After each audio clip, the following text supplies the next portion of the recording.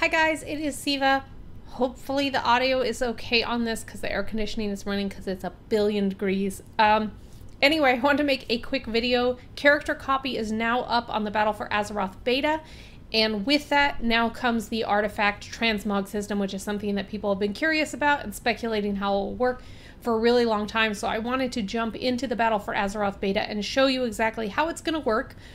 The way it works right now is not super surprising or unique. You go to the transmog person and you can select from your various artifact weapon appearances at the transmog guy. If you are playing a class that is not using a two-handed weapon, you can do different things in your main hand and offhand. They don't have to match like they used to.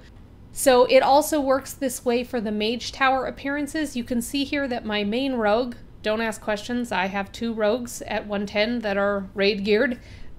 This one has the Ghost Blades from the Mage Tower, and my other one does not. In fact, my other rogue has not unlocked any artifact weapon appearances at all. I have done none of the class campaign aside from the bare minimum on the way to 110.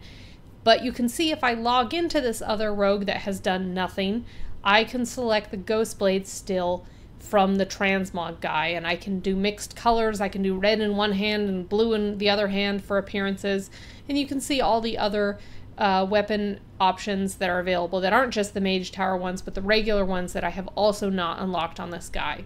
Likewise, for the Prot Paladin, I have two Prot Paladins. One has done the Mage Tower achievement. By the way, that one is really tough for the Prot Paladin, definitely the toughest one I've done. And this other paladin has not done it, but he can still transmog the Flail if he wants. The kind of neat thing, again, you can transmog different things, so I can use my old shield with the Flail. I don't have to use the shield that goes with the Flail. There is some funkiness with the interface right now where if I change the shield, it automatically changes the weapon to match the shield, but then I can go back and change that weapon back to the weapon that I want to get the appearance that I want. And I'm sure that funkiness is probably going to be fixed or smoothed out as the beta goes on. Now, the one thing that does not work right now in the artifact transmog is Druid forms. And we kind of knew this was going to happen because Blizzard has made statements saying that they're still not sure how exactly that is going to work. But as you can see now, I can go into the weapon transmog interface and I can select these different appearances, although for some reason it only shows the base forms and not the different colorations. I can select them, but it's not actually changing my form in game. And again, I can only pick the default coloration. I can't actually select from all the different form colors on here anyway. So one frequently asked question that I hear people asking online all the time that Blizzard has addressed multiple times is whether these appearances are spec specific. And the answer is that yes, they are, and as of right now, Blizzard is being very strict about wanting to adhere to that spec identity and appearances. So for example, on your Assassination Rogue, you cannot use your Subtlety artifact weapon appearances, even though both specs use a dagger. Even if you have multiple specs that use the same weapon type, you can't get around that. If you switch specs, it's gonna erase the appearance. Those appearances are locked to that particular spec only.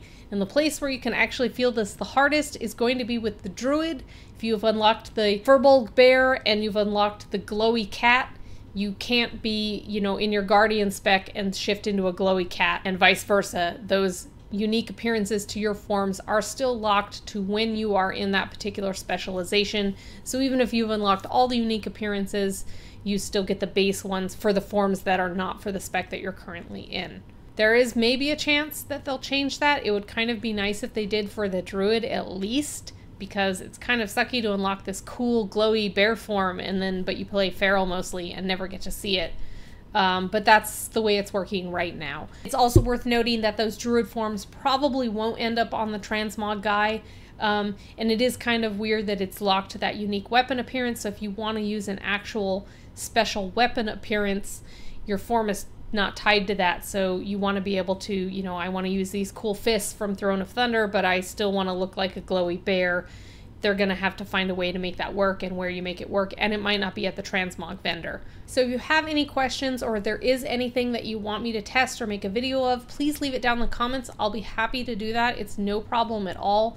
The one thing I will say is that because the Druid forms are not fully implemented or fleshed out and they're not quite sure how they want to implement it yet, I can't test anything really with that. But just let me know and I'll be happy to look at whatever. Thank you for watching, guys.